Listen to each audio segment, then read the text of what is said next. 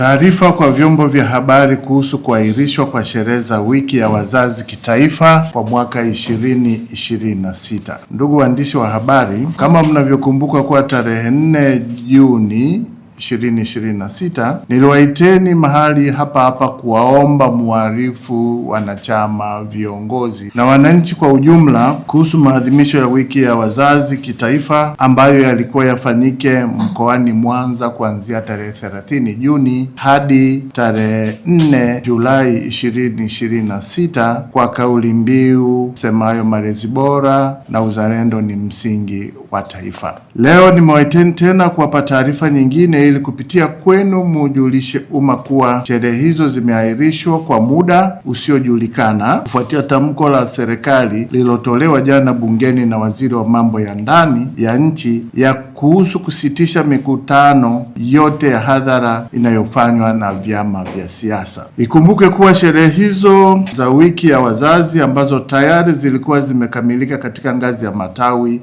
kata, wilaya na mikoa, tulikuwa tunaenda kuzikamilisha katika ngazi ya kitaifa ambayo ndicho ungekuwa mkutano wa kilele, na sherehe hizi kilele chake kilikuwa kifanyike tarehe 4 kama nilivyotangulia kusema awali, tarehe 4 mwezi wa 7 2026 jijini Mwanza.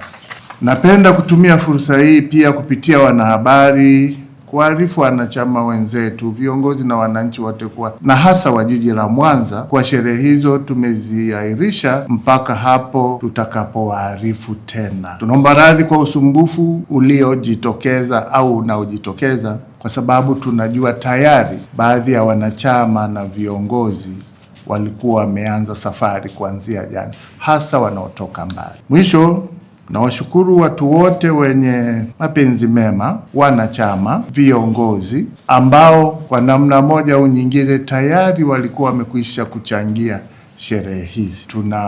Bado tunaendelea kuwaambia kwamba michango yao itatumika pale tamko hili au zuio hili litakapokuwa limeondolewa na serikali.